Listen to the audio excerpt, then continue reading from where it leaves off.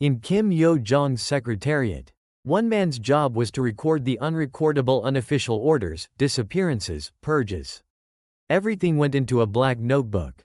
When his entire family received a public execution, notice, that notebook became his only bargaining chip. Tonight, you'll hear how a single palm-sized journal held the power to topple North Korea's inner circle, and why. One family risked everything crossing frozen rivers, dodging Chinese police, and surviving months in hiding to reach freedom. This is the story of courage in the face of absolute power.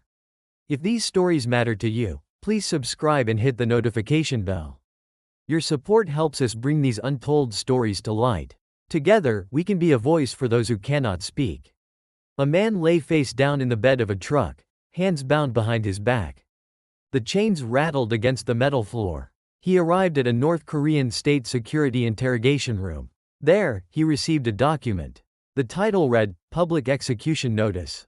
Below it, the names of his entire family. 1 day until execution. Staring at the paper, he couldn't speak. His mind went blank. He couldn't tell if this was real or a dream.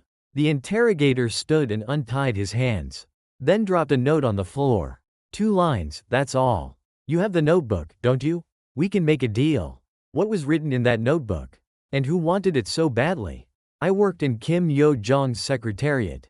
Specifically, I handled unofficial business tasks that couldn't leave a paper trail. Orders that had to be carried out and then erased. I recorded everything in a black notebook. Palm-sized, leather-bound. Inside Kim Yo Jong's unofficial orders. Names of people dealt with, dates, methods. Every exchange with Deputy Director Park from State Security, all of it. Winter 2024, things got strange. People around the secretariat started disappearing. A colleague at work one day, gone the next. You couldn't ask questions. The purge had begun. Now it was my turn. My whole family. I collapsed in the corridor, staring at the note again. You have the notebook, don't you? We can make a deal. Deputy Director Park wanted to survive too. He moved between Kim Yo Jong's office and state security, handling things that couldn't be documented. If my notebook went up the chain, it wouldn't just be Kim Yo Jong's people who'd die, he'd go down too. That night, the interrogation room door opened. Deputy Director Park walked in alone. He pulled up a chair, sat across from me, exhaled cigarette smoke slowly. If your notebook goes up, it's not just Kim Yo Jong's line that dies. I go too. I said nothing. Park and I had worked together since 2020. When unofficial orders came down from the secretariat, Park moved people, and I relayed messages recording everything in the notebook. Who was dealt with, when, how, whose orders. Everything. That one notebook could bring down Kim Yo Jong's entire operation. Park included. Park ground his cigarette into the floor and leaned forward. I'm not asking for the notebook right now. But tonight, I'll let you see your family. My heart started racing. I knew exactly what "let you see your family" meant. He could move them under official orders. State security vehicle, travel permits, checkpoint clearance, all of it possible. We didn't trust each other. But there was no choice. Voice shaking, I made my condition. When my family's safe in front of me, I'll hand it over. Park thought for a moment, then nodded. Tonight at 11, a state security vehicle would pull up outside my house. They'd bring my wife and children under the guise of family interrogation. Take them to a security outpost. There, I'd confirm the notebook. Then switch vehicles, send them north. North meant the border. Park stood, his final words. I need you gone. Just hand over the notebook. By the way, tomorrow morning it's over. At the square. The door closed. I sat on the floor, staring at my trembling hands. This could be a trap. They might bring my family just to eliminate everyone at once. But there was no other option. Tomorrow morning meant the square. Night fell outside the interrogation room window. Time passed. 11 o'clock approached. I leaned against the wall, staring at the ceiling, thinking of my wife and children. I couldn't remember the last time I'd seen them. Around 11:30, footsteps in the corridor. The door opened. 2 guards dragged me out. Down the hallway, out the back door, a car waiting. Deputy Director Park stood beside it. He motioned toward the interior. My wife and children sat inside. My wife's eyes were swollen, the kids terrified. But everyone was safe. I climbed in. My wife asked, voice trembling, "What did you do?" Instead of answering, I pulled the execution notice from my pocket and showed her. She took the paper, read it, face draining of color. The moment she saw our child's name, Park slid into the passenger seat. This far is official. Past this, it's escape. The car started moving, left Pyongyang, headed north. Officially still an interrogation transfer. But the real destination was the border. The notebook was still in my hand. The first checkpoint appeared. A soldier approached with a flashlight. Park rolled down the window, handed over documents. The family interrogation order. The soldier scanned it, checked the reference number at the bottom. A state security special directive code. The soldier didn't even look at our faces. The gate opened. The car passed through slowly. My wife gripped my hand tight. Cold as ice. The second checkpoint took about 40 minutes. Mountain roads, thick fog. Headlights diffused white. As the checkpoint came into view, I heard my child's breathing quicken in the backseat. Terrified, I gently covered the child's mouth. Couldn't make a sound. 2 soldiers emerged. This time they looked inside. Flashlight beams swept my face, my wife's face, each child in turn. "Where are you headed?" Park answered. "State Security Northern Branch. Family interrogation." The soldier took the documents, read slowly. Too long. My heart pounded. Finally, he handed them back with a nod. The gate opened. The car moved again. But this time, the atmosphere was different. Park kept glancing at the rearview mirror. At the third checkpoint, I saw a familiar face. A man standing by the guard post. Our family's former driver. My wife whispered, "That man. That's our driver." I knew. He'd driven for us for 3 years. But why was he here? "Drivers don't work checkpoints," Park muttered. "He's already been briefed from above." The car didn't slow down. We blew past the checkpoint. Soldiers raised their hands to stop us, but Park hit the gas. Behind us, a whistle. Then the sound of engines starting. "They're coming," the driver said. Park replied, "Keep going. Just make it to the next junction." The car sped along the rough mountain road. The kids started crying. My wife pulled them close, covering their mouths. In the rearview mirror, headlights followed. Getting closer. 10 minutes in, the car suddenly veered onto an unpaved road. A narrow path through trees. The car shook violently. 2 minutes later, a small building appeared. Dark, like a warehouse. The car stopped. Park turned back. "Get out here. Can't go further in an official vehicle." We hurried out. After the car left, everything went pitch black. Only distant dogs barking. The warehouse door opened. Someone emerged. Face invisible. He gestured. "Get inside quickly." No time. We entered. The door closed. In the distance, the sound of approaching vehicles. The pursuit was closing in. The warehouse reeked. Mold and rotting wood. Someone switched on a flashlight in the darkness. Broker Choi. Mid-40s, rough face, cigarette burns on his hands. Park had mentioned him someone who moved people across the border. Choi looked us up and down. Clicked his tongue at my wife and kids. Families cost more. But Choi asked about something else first. "You have the notebook?" I nodded. Choi continued. "Without it, you're not crossing the river."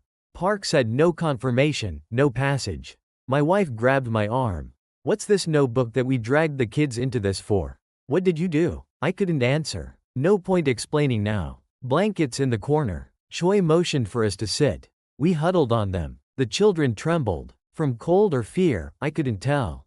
Outside, vehicle sounds. They passed without stopping. The pursuit team had taken another route. But we couldn't relax. They'd be back. Choi pulled out something from the corner. An old military radio. He adjusted the frequency, spoke briefly. Sounded like he was talking to Park. After the call, Choi looked at us. His expression wasn't good. "Park will meet you at the Tumen River. He'll take the notebook there and let you cross." Cold sweat ran down my back. Park was making sure, right to the end. My wife asked, voice shaking, "Are we really going to die? What about the kids?" I held her hand, cold and trembling. "It's okay. We just need to cross the river." That's all I could say. We waited 2 hours in that warehouse. Until it was completely quiet outside. Choi checked the perimeter. Came back nodding. We left the warehouse, entered the forest. Pitch black, no moonlight. Choi led, we followed. The kids kept falling. Tripping on rocks, catching on tree roots. An hour in, I heard water. The Tumen River. Choi stopped, pointed ahead. Beyond the bank, faint lights. The Chinese side. Just cross there. But first, you meet Park. Someone stood by the river. Couldn't see the face in darkness, but it was a military silhouette. Deputy Director Park. Time to hand over the notebook. But one problem remained. Would Park really let us go after getting the notebook? Or would he pull the trigger the moment he had it? What reason to keep us alive once he had the evidence? Only the sound of rushing water. Fog hung low over the river. The water was louder than expected. Late February ice melting, current running fast. Park stood on the bank. Army uniform, rifle slung over his shoulder. Couldn't see his expression, but I felt his tension. Choi went forward, spoke briefly with Park. Couldn't hear over the wind and water. Choi came back, urged me forward. Now or never, he said. Guard post lights moving in the distance. Patrol time approaching. I picked up my older child first. The child clung to my neck. My wife held the younger one. Before we entered the water, Park raised his hand to stop me. The notebook. I reached into my pocket. Felt the black leather. 4 years by my side. 2020 to 2024, every unofficial order, every disposal recorded. My hand shook. The moment I handed it over, he might pull the trigger. Death during escape attempt. No one would know. Park knew too. How afraid I was. Slowly, I pulled out the notebook. Took one step toward Park, handed it over. He took it, shone his flashlight. Flipped through several pages, stopped. Checking something. Probably looking for his own name. 2 minutes passed. Park pocketed the notebook. Then just stood there. Didn't lower his rifle. Didn't raise it. Silence. Only the river. Park turned around. He didn't shoot us. Just started walking. His figure disappeared into darkness. Go, he said without looking back. Choi grabbed my arm. Now, he urged. We had to move. I looked at my wife. She nodded. We entered the river. The water was cold and fast. The riverbed slippery. Moss on the rocks. Step by careful step. My child tightened their grip. Halfway across, a sound behind us. A whistle. The guards had noticed. Choi shouted. Move faster, run. Water rose to my knees. My wife stumbled. I grabbed her with one hand, child still on my back. Flashlight beams swept the river. Looking for us. But the fog obscured their view. No gunshots. Whether Park stopped them or the fog hid us, I couldn't tell. The far bank approached. Chinese territory. Choi scrambled up first. Reached down, pulled my wife up. I climbed up too, child on my back. Soaked through, cold to the bone. Lying on the bank, gasping, I looked back. Multiple flashlight beams on the North Korean side. But they didn't follow. We'd crossed the river. Choi stood. 5 more minutes, there's a car. Just get there. I held my wife and children tight. Relief that we'd survived. Terror that this was just the beginning. We'd escaped North Korea, but freedom was still far away. Crossing the river wasn't the end. It was a new beginning. Choi took us to a mountain shack. Run-down wood planks. Cracked walls, wind seeping through. But it was somewhere to hide. 2 days here. To avoid public security sweeps. Choi locked the door from outside. We were trapped. More like hostages than defectors. 2 blankets and 1 water container, that was everything. The kids were hungry, but there was no food. My wife gave them water sips, soothing them. 2 days passed. Choi didn't return. On the 3rd afternoon, the door opened. Someone different. An ethnic Korean man. He loaded us onto a truck. The cargo bed. Dark and cramped. How long we drove, I couldn't say. Lost all sense of time. When the truck stopped, we were on the outskirts of Yeonji. An ethnic Korean neighborhood. The man took us to a small room. Like a basement. Stay hidden here for a month. Public security's cracking down on defectors. We spent a month in that underground room. No windows, no ventilation. Thick mold smell. The kids started coughing. Occasionally an ethnic Korean woman brought food. Demanded Chinese money. When we said we had none, she got angry. After that, the portions shrank. A month later, Choi reappeared. First time seeing him in a while. But his expression was strange. He said we needed more money to reach South Korea. Double the original amount. The terms had changed. I protested. We had an agreement. Park had handled everything. Choi laughed. Park? He's already been purged. Because of your notebook. My mind went blank. Park's purge meant we were finished too. North Korea had probably declared us dead during escape. already considered corpses. Choi continued. No one left to help us. Pay more or it ends here. He could report us to Chinese public security. We'd become useless. My wife started crying. The kids followed. I couldn't speak. Choi gave us 1 week.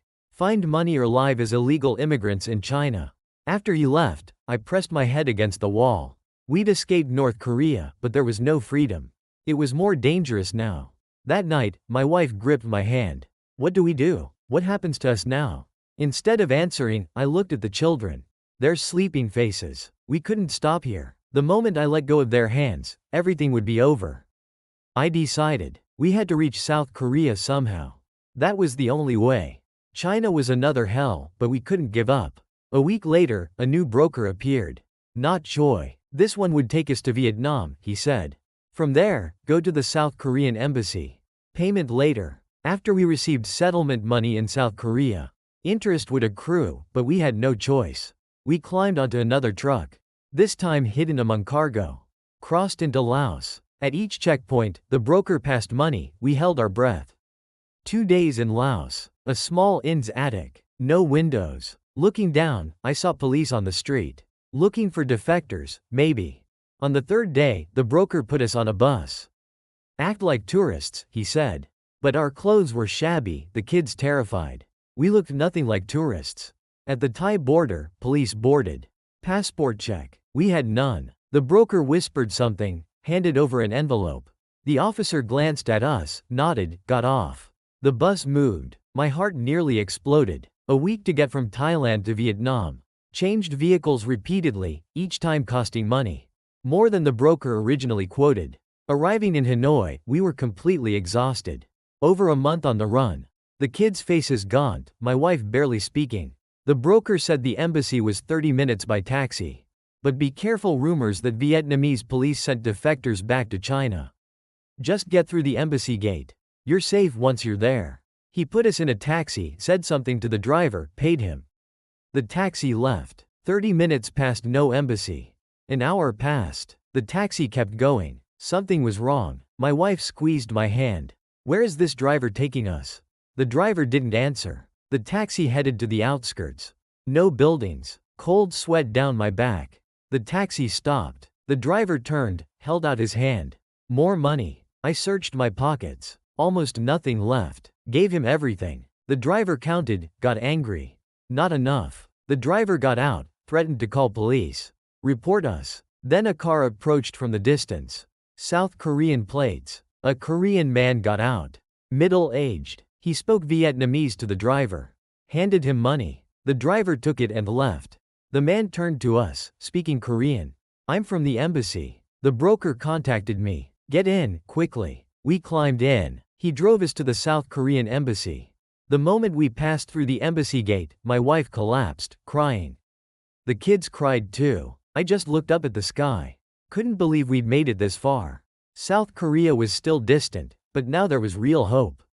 Summer 2025, we stepped onto South Korean soil. I still remember landing at Incheon Airport. The air conditioning felt cool. People walked around smiling. No one suspected us. No one arrested us. We left the airport, took a car to Hanawon, the Defector resettlement center. Spent 3 months there. I remember my first time at a mart. Couldn't believe it was open 24 hours. Shelves overflowing. Rice, ramen, snacks, meat just piled there. Unimaginable in North Korea. My wife smiled for the first time. Buying snacks for the kids at the mart. Seeing that smile, I cried. But adjustment wasn't easy. Different accents, unfamiliar words. I searched online for North Korea news. Articles about Kim Yo Jong's secretariat purge. Park's name was there. At night, I'd hear the Tumen River. A hallucination. I still don't know exactly why Park didn't shoot that night. But one thing's clear. That night, he chose survival. So did I. A year has passed. I work at a small factory. My wife works at a restaurant. The kids go to school. Their speech sounds almost like South Korean kids now. Sometimes I think of my parents in South Hamgyong province. Don't know if they're alive. They might have been taken under collective punishment when I escaped. That thought keeps me awake. I risked everything for that black notebook. It saved my family, but it sacrificed people left behind in North Korea. Freedom wasn't free. I lost too much for this freedom. Yesterday my child asked, why did you come from North Korea? What's it like there? I answered, I came to protect you. There, you couldn't live freely. The child asked again, what about grandpa and grandma? I couldn't answer. Will we meet again someday? If reunification happens, can I at least bow at my parents' graves in South Hamgyong? I don't know, but I won't give up. Today I go to work, my wife to the restaurant, the kids to school. Living an ordinary day, the kind of ordinary we couldn't dream of in North Korea. Buying ramen at a convenience store. Withdrawing money at a bank, not fearing police. This is freedom, heavy freedom, but grateful freedom. Thank you for listening to this story to the end. Please remember the countless people still in North Korea. They too have the right to dream of freedom. I hope this channel helps more people learn the truth about North Korea. Subscribing and liking helps share more stories. Thank you again.